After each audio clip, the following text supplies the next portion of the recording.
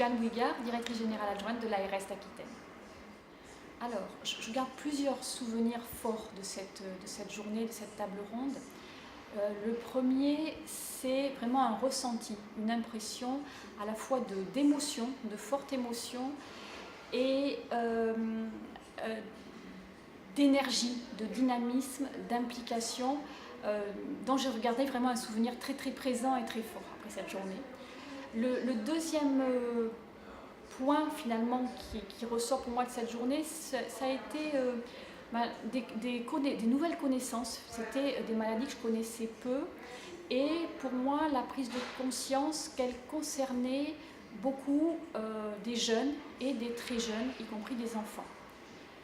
Voilà. Et le troisième point qui m'a frappée dans cette journée, c'était le fait que ces personnes malades sont quand même confrontées à un système d'une énorme complexité et qu'elles sont obligées, en plus de la gestion de leur maladie, de devenir des experts de l'orientation dans plusieurs labyrinthes, le labyrinthe du système de santé, le labyrinthe de l'éducation nationale, de la vie en entreprise, des systèmes sociaux.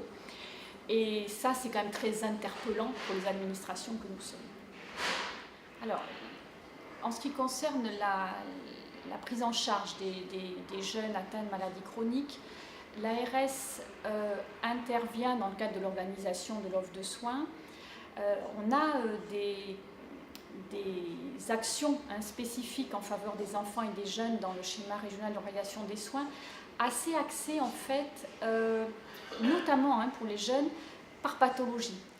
Et du coup, on est peut-être insuffisamment vigilant sur ce qui touche l'environnement non médical et technique, j'ai envie de dire, tout cet environnement qui est pourtant particulièrement important pour les enfants et les jeunes, comment ils vont vivre avec leur pathologie, leur scolarité, leur vie de famille, etc.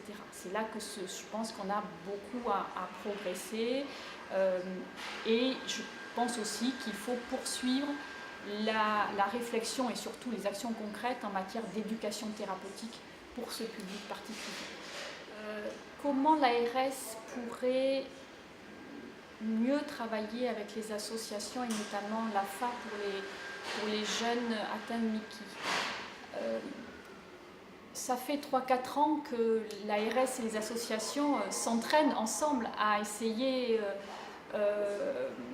de mieux se connaître, de mieux se comprendre et de développer des projets communs.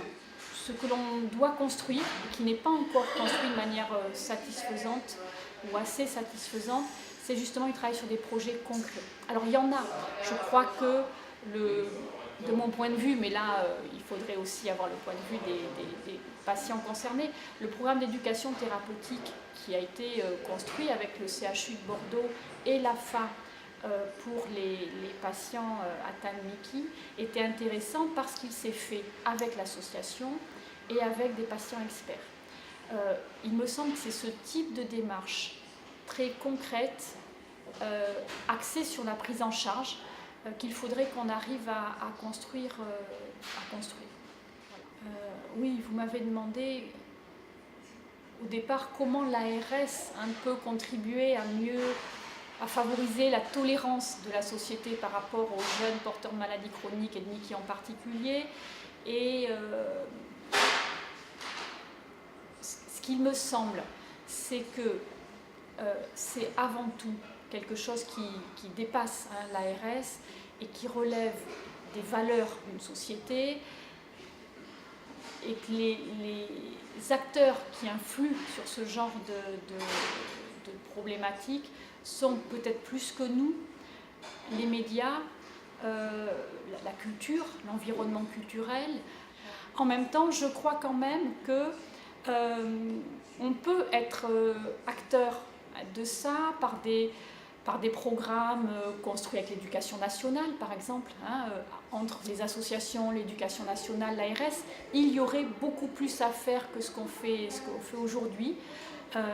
Nous, on est ouverts hein, à travailler sur ces sujets-là, parce que je pense que c'est très, très important pour les jeunes concernés.